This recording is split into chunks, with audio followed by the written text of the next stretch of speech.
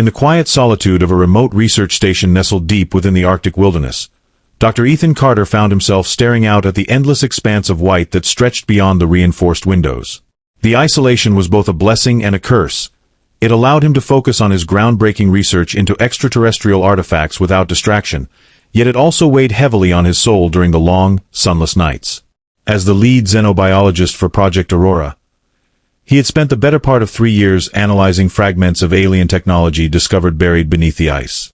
The artifact chamber, located in the deepest level of the facility, housed their most significant find yet, a crystalline structure that pulsed with an otherworldly energy.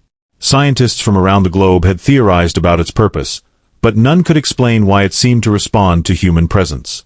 Ethan had grown particularly fascinated by the intricate patterns that danced across its surface whenever he approached, patterns that resembled nothing so much as ancient runes from Earth's forgotten civilizations. It was during one of these late-night observation sessions, when the rest of the team had retired to their quarters, that Ethan noticed something unprecedented. The artifact's glow had intensified, casting eerie shadows across the sterile laboratory walls. Against protocol and perhaps against his better judgment, he activated the scanning equipment, hoping to capture this unusual activity. The readings were off the charts, far exceeding anything they'd recorded before. His heart raced as he realized this might be the breakthrough moment they'd all been waiting for. As he leaned closer to adjust the calibration settings, a sudden surge of energy coursed through the room, knocking him back against the workstation. When his vision cleared, he saw that the artifact had begun to transform, its crystalline structure unfolding like some impossibly complex flower. From within emerged a translucent figure, humanoid in shape yet distinctly alien, with features that seemed to shift and shimmer like liquid mercury. Ethan's scientific curiosity warred with an instinctive fear as he watched the being materialize fully, its presence filling the chamber with an aura of ancient power. The air itself seemed to vibrate with tension as the figure turned toward him, revealing eyes that glowed with an inner light more brilliant than any star. In that moment, Ethan understood, though he couldn't have explained how, that this was no mere alien visitor. This was something far greater, a being of immense significance whose very existence challenged everything humanity thought it knew about life in the universe. The weight of what he was witnessing settled upon him like a physical force, pressing against his chest and making it difficult to breathe. Before he could react, the being raised a hand, and Ethan felt an invisible force grip his mind. Images flooded his consciousness, visions of worlds he'd never seen, civilizations that had risen and fallen long before humanity's ancestors walked upright, and ceremonies that made his skin crawl with their alien beauty. Most disturbing of all was the recurring image of himself, standing beside this creature in what appeared to be some sort of ritual union. The implications hit him like a sledgehammer, and he staggered backward, nearly tripping over the scattered equipment. The being spoke then, not with words but with thoughts that resonated directly in his mind. "You have gazed upon the sacred form of the Queen," it communicated, each mental syllable vibrating through his skull. "By ancient law, you are now bound to her." Ethan's protests died in his throat as he felt the truth of the statement settle into his very bones. Something fundamental had changed within him, as if the act of seeing the Queen had rewritten his DNA at the most basic level. Panic threatened to overwhelm him as he processed the situation. He was a scientist, a rational man who had dedicated his life to understanding the universe through empirical evidence and logical deduction. Yet here he stood, facing an impossible reality where merely looking at an alien entity had somehow triggered an irreversible cosmic contract. His mind raced through possible explanations: mass hallucination, unknown psychic phenomena, or perhaps some form of advanced technology manipulating his perceptions. But none of these theories could account for the profound sense of destiny that now gripped him. The Queen moved closer, her form becoming more solid with each passing moment. Ethan could feel waves of power emanating from her, a force that made his instrument spark and his own body tingle with strange energies. She reached out, and though he tried to recoil, he found himself unable to move. Her touch was neither warm nor cold, but carried with it an awareness that penetrated to his very core. Through this contact, he began to understand fragments of their culture, a society where visual acknowledgement of the royal line created unbreakable bonds, where such connections were considered sacred and irrevocable.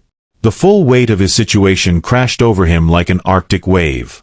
Not only had he somehow become engaged to an alien queen of unimaginable power, but he was now caught between two worlds: his own scientific community, which would demand rational explanations and evidence, and this alien culture with its incomprehensible laws and traditions.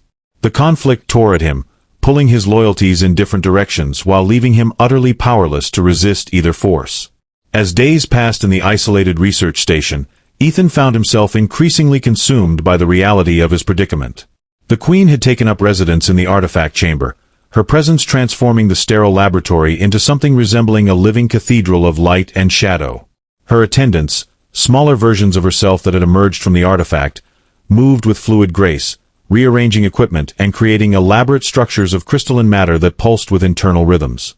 Despite his initial terror, Ethan couldn't help but be awed by their precision and purpose. His colleagues reacted with a mixture of shock, fascination, and growing concern. Dr. Maria Chen, the project's lead linguist, spent hours attempting to establish communication protocols, while Dr. Raj Patel, the station's physicist, worked tirelessly to understand the energy signatures emanating from the Queen's presence. The rest of the team oscillated between treating Ethan like a pariah and regarding him with something approaching reverence. Meals in the common area became tense affairs, with conversations skirting around the obvious elephant in the room, or rather, the alien queen in the basement. Ethan's personal transformation proved even more dramatic. The initial revulsion he'd felt gave way to a complex mix of emotions he struggled to process. During his daily interactions with the Queen, he began experiencing moments of unexpected connection, brief flashes of understanding that transcended language or cultural barriers. These episodes left him both exhilarated and deeply unsettled, as if parts of his consciousness were being rewired without his consent. Nights brought vivid dreams filled with alien landscapes and ceremonies, each more detailed than the last, until he could no longer distinguish between his own memories and these implanted visions. The station's security protocols became a point of contention as military advisors arrived, their presence further complicating the already delicate situation. While officially there to ensure safety, their constant surveillance and occasional attempts at intimidation only served to heighten tensions. Ethan found himself caught between defending the Queen's peaceful intentions and managing his own growing attachment to her. Each time he witnessed her interacting with the human researchers, demonstrating remarkable patience despite their invasive studies, his resolve strengthened against those who viewed her as a threat. Most challenging of all was navigating the emotional landscape of his new reality. Moments of doubt would strike without warning, leaving him questioning his sanity as he watched the Queen perform what could only be described as miracles of physics and biology. Yet these doubts were always followed by periods of profound clarity, during which he felt connected to something far greater than himself. The scientific method that had once defined his existence now seemed inadequate to explain the depth of his experiences, forcing him to confront fundamental questions about the nature of reality and consciousness itself. As weeks turned into months, the situation at the research station grew increasingly complex. The Queen's influence extended beyond mere physical presence. She began subtly altering the environment around her, causing plants to grow in impossible patterns and electronic equipment to function in ways that defied known physics. Ethan watched in awe as she demonstrated abilities that blurred the lines between technology and magic, healing injured researchers with a mere touch and generating protective fields during equipment malfunctions. These displays of power, while initially met with fear, gradually earned her a measure of respect among the staff. The Queen's courtship rituals proved equally extraordinary. Traditional human notions of romance seemed laughably inadequate compared to the elaborate ceremonies she orchestrated. Crystalline structures would rise from the floor, forming intricate patterns that responded to their proximity to one another. Lights danced in synchronization with their heartbeats, or whatever biological equivalent the Queen possessed, creating symphonies of color and motion that left Ethan breathless. During these moments, he felt an undeniable connection, as if their very essences were harmonizing on some fundamental level. Yet alongside these wondrous experiences came profound challenges. Communication remained a significant barrier, with their interactions often relying on a combination of telepathic impressions and crude gestures. Misunderstandings frequently arose, sometimes with alarming consequences when the Queen's attempts to express affection manifested as environmental disturbances. A particularly memorable incident involved her attempt to create a romantic atmosphere, which resulted in the entire station's gravity fluctuating wildly for several hours. The psychological toll became increasingly apparent in Ethan's behavior. He oscillated between moments of profound insight and periods of intense anxiety, his sleep patterns disrupted by vivid dreams that felt more real than waking life. The Queen seemed to understand his struggles, often reaching out with comforting gestures that defied explanation. Their bond deepened through these shared experiences, though whether this connection stemmed from genuine affection or the mysterious curse remained unclear. Perhaps most intriguing were the changes occurring within Ethan himself. Subtle shifts in his perception became noticeable. Colors appeared more vibrant, sounds carried additional layers of meaning, and his intuition about people and situations grew remarkably acute. Medical examinations revealed minor physiological alterations that baffled the station's doctors, suggesting that the Queen's influence was affecting him on a cellular level. These changes, while fascinating from a scientific perspective, added another layer of complexity to his already complicated relationship with the alien monarch. The political ramifications of Ethan's situation quickly spiraled beyond the confines of the research station. News of the Queen's emergence leaked to global media, triggering a firestorm of diplomatic crises and public hysteria. World leaders scrambled to establish protocols for first contact while simultaneously positioning their nations to benefit from potential technological advancements. Religious organizations declared the event either divine intervention or demonic manifestation, depending on their particular dogma. Conspiracy theorists found fertile ground for their wildest speculations, while scientists worldwide demanded access to the Queen for study. Within the United Nations, emergency sessions convened around the clock. The Security Council debated whether to classify the Queen as a potential threat or an opportunity for unprecedented advancement. Military factions pushed for containment and strategic advantage, while humanitarian groups argued for immediate recognition of the Queen's sovereignty.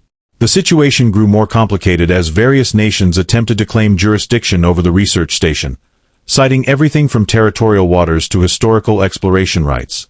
Back at the station, Ethan found himself at the center of an increasingly volatile situation. Government agents arrived daily, each bearing conflicting orders and demands.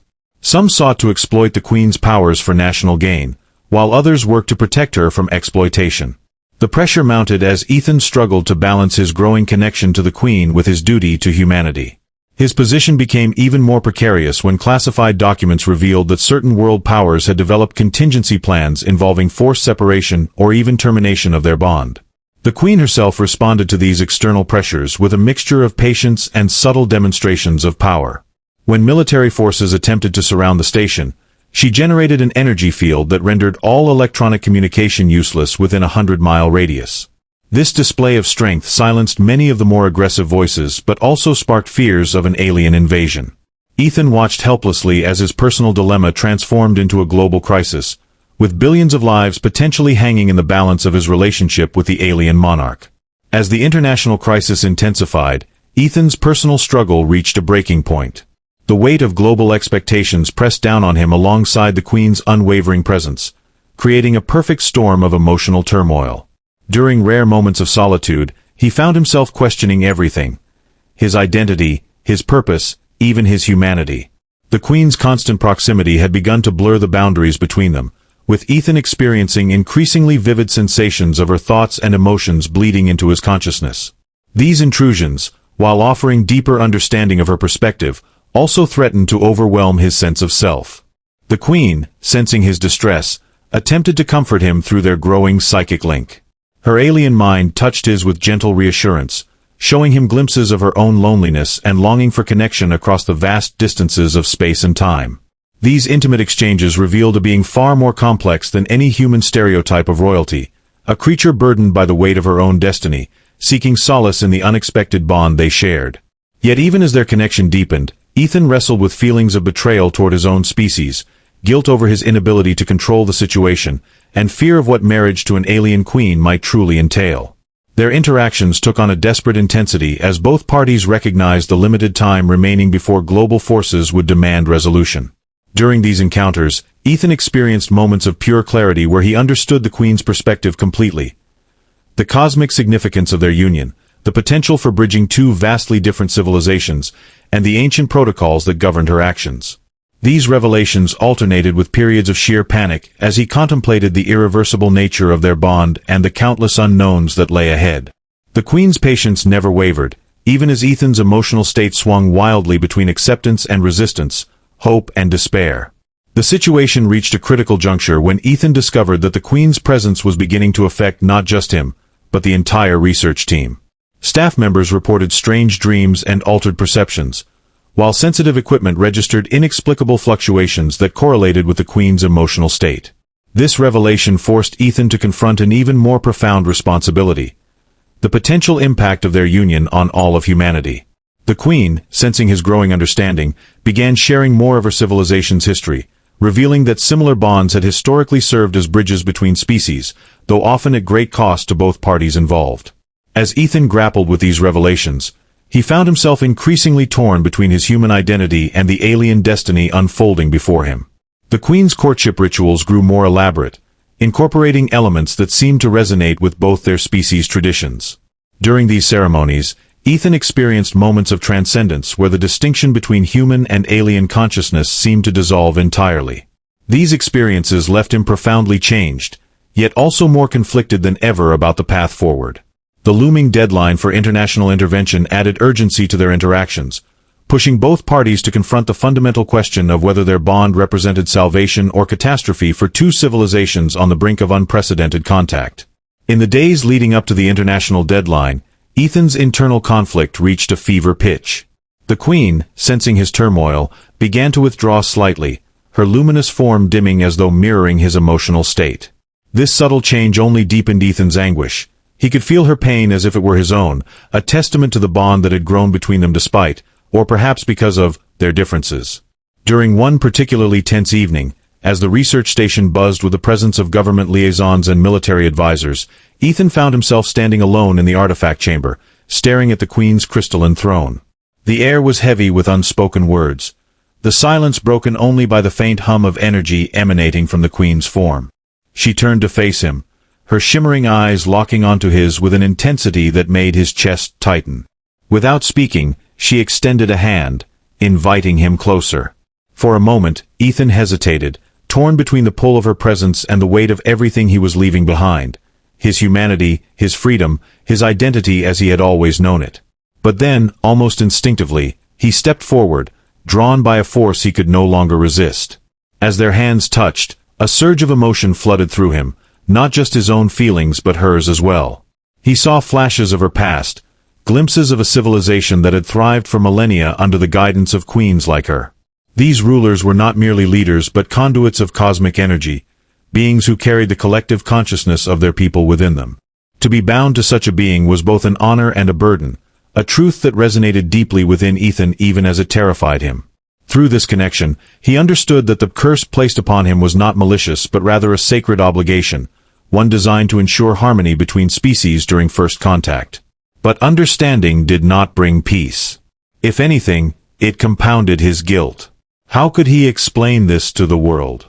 To Maria, Raj, and the others who had trusted him to protect humanity's interests? To the billions of people whose lives might be forever altered by his decision? The Queen seemed to sense his hesitation, her grip tightening ever so slightly. In that moment, Ethan realized something profound. She was afraid too. Not for herself, but for him, for what this union might cost him.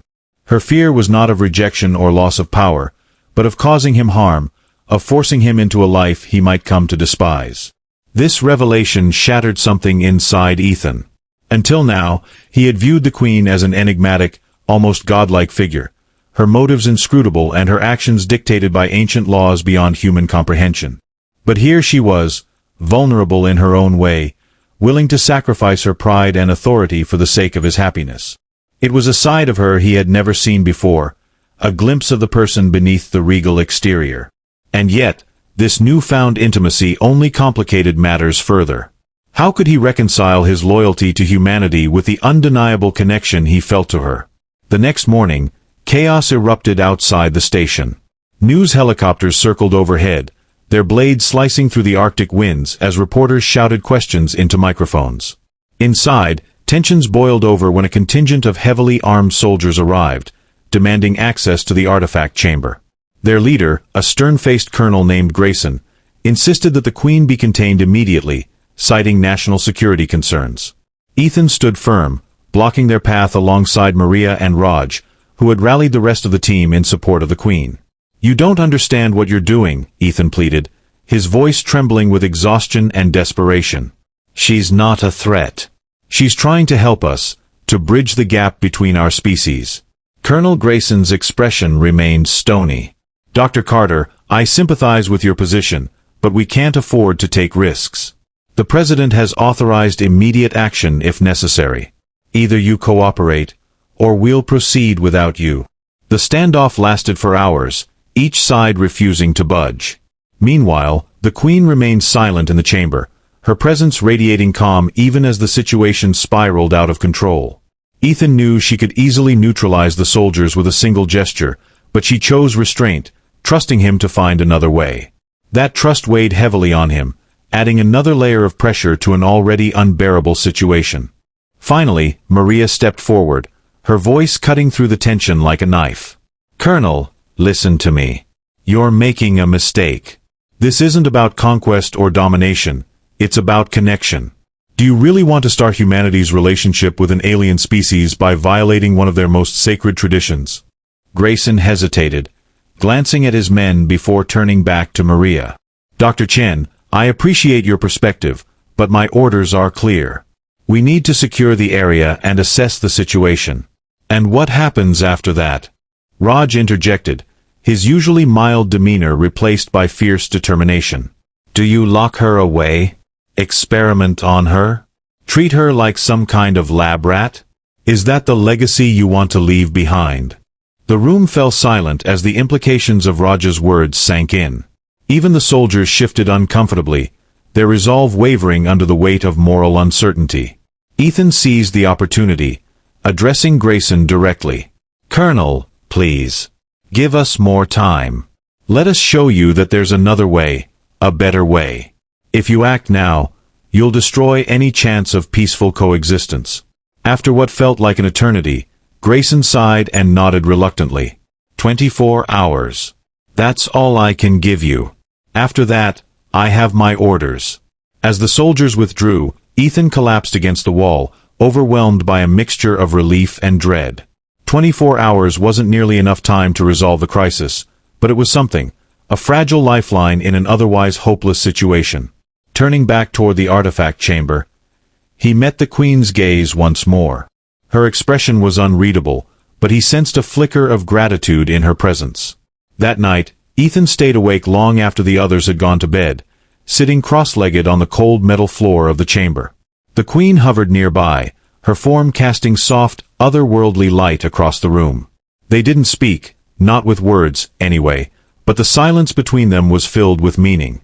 Ethan poured his fears, doubts, and hopes into their shared consciousness, while the Queen responded with reassurance and wisdom born of centuries of experience. Through this exchange, Ethan began to see a possible path forward, a way to honor both his humanity and the bond he shared with the Queen. It would require sacrifices, compromises, and a level of trust that few humans had ever been asked to give. But as dawn approached, he realized that he was ready to take that step, not because he had no other choice, but because he believed it was the right thing to do. When the sun finally rose over the frozen landscape, painting the horizon in shades of gold and pink, Ethan emerged from the chamber with a newfound resolve. The Queen followed close behind, her presence commanding yet serene. Together, they faced the gathered researchers, soldiers, and officials, ready to present their case to the world. Whatever happened next, Ethan knew one thing for certain. The future of humanity, and perhaps the universe itself, depended on the choices they made in the hours to come. As Ethan and the Queen stepped into the main conference room of the research station, the assembled crowd fell silent. Scientists, military personnel, government representatives, and even a few journalists who had managed to gain access sat in stunned awe at the sight of the alien monarch. Her presence was both regal and ethereal, her shimmering form casting an otherworldly glow that seemed to transcend the sterile confines of the room. Ethan stood beside her, his posture resolute despite the weight of the moment. He could feel the eyes of everyone in the room on him, some filled with fear, others with curiosity, and a few with quiet hope. The Queen raised a hand, and instantly, every electronic device in the room powered down. The hum of laptops, cameras, and recording equipment ceased, leaving only the sound of breathing and the faint creak of chairs as people shifted uncomfortably. Then, through their shared connection, Ethan felt her thoughts flow into his mind, clear and deliberate. She wanted him to speak, not just for himself, but for her. It was a gesture of trust, one that sent a shiver down his spine. Taking a deep breath, he began. "Many of you are here because you see this situation as a crisis," Ethan said, his voice steady despite the storm of emotions raging inside him. "And I won't deny that it is. But what you're witnessing isn't a threat or an invasion, it's an opportunity. An opportunity to redefine how humanity interacts with the unknown, to step beyond our fears and embrace something greater than ourselves." He paused, glancing at the Queen before continuing. "When I first saw her, I thought she was a curse. A force that would take away my freedom, my identity, everything I held dear. But over time, I've come to understand that she represents something far more profound, a bridge between two worlds. Her culture views bonds like ours not as chains, but as sacred connections meant to foster understanding and unity. To reject that, to reject her, would be to turn our backs on the very essence of exploration and discovery that defines us as a species." The room remained silent, the gravity of his words sinking in. Colonel Grayson frowned deeply, his arms crossed over his chest, while Maria and Raj exchanged hopeful glances. One of the government officials leaned forward, clearing his throat. "Dr. Carter, with all due respect, how can we trust that this bond won't compromise Earth's security? How do we know her intentions are peaceful?" Before Ethan could respond, the Queen moved forward, her form glowing brighter. Through their link, he felt her desire to communicate directly. Closing his eyes, Ethan allowed her thoughts to flow through him, translating them into words. "She says that trust must begin somewhere. That her people have watched humanity for centuries, waiting for the right moment to make contact. They chose me not because I am special, but because they saw potential in humanity, a spark of curiosity and courage that mirrors their own. She asks that you judge her not by fear, but by actions." To demonstrate, the Queen extended her hand toward a nearby monitor, which flickered back to life. On the screen appeared images of distant planets, advanced technologies, and civilizations thriving in harmony with their environments. "These were gifts," she explained through Ethan, "knowledge and resources that could help humanity solve its greatest challenges, from climate change to disease eradication. But these offerings came with a condition: mutual respect and cooperation. If humanity rejected her, the door would close, not just for Ethan, but for all of Earth." The tension in the room was palpable as the assembled group processed the implications. Finally, Maria stood up, her voice ringing out with conviction. "We've spent decades searching for intelligent life beyond our planet, hoping for proof that we're not alone in the universe.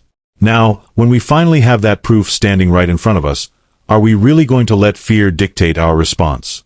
Or are we going to rise to the occasion and show that we're worthy of this moment?" Her words sparked a ripple of murmurs throughout the room. Slowly, some of the hardened expressions began to soften. Even Colonel Grayson uncrossed his arms, his gaze shifting uncertainly between Ethan and the Queen. Sensing the shift in momentum, Ethan pressed on. "This isn't just about me anymore. It's about all of us. About whether we choose to cling to our fears or take a leap of faith. Yes, there are risks. But isn't that what exploration has always been about? Pushing past the boundaries of what we know, even when it scares us." For several long minutes, no one spoke. The weight of the decision hung heavy in the air, a collective burden shared by everyone present. Finally, the lead government official, a woman named Ambassador Patel, rose to her feet. Her expression was unreadable as she addressed the room. "Dr. Carter, Your Majesty," she began, nodding respectfully to the Queen, "what you propose is unprecedented. It will require careful consideration, international consensus, and safeguards to ensure the welfare of both parties. But I believe we owe it to ourselves, and to future generations, to try." A murmur of agreement spread through the room, followed by tentative applause. Ethan felt a wave of relief wash over him, though he knew the battle was far from over. The road ahead would be fraught with challenges, negotiations, and compromises. But for the first time since this ordeal began, he allowed himself to feel a glimmer of hope. As the meeting adjourned, Ethan turned to the Queen, his heart swelling with gratitude and determination. She regarded him with an expression that was both tender and proud, her luminous eyes reflecting the dawning light of a new era. Together, they walked out of the conference room, side by side, ready to face whatever lay ahead. In the days and weeks that followed, The world watched as humanity took its first tentative steps toward coexistence with an alien civilization. Treaties were drafted, cultural exchanges initiated, and scientific collaborations established. The Queen remained at Ethan's side, her presence a constant reminder of the fragile yet powerful bond they shared. Though the journey was far from easy, Ethan found solace in the knowledge that he was part of something larger than himself, a bridge between worlds, a symbol of hope in an uncertain age.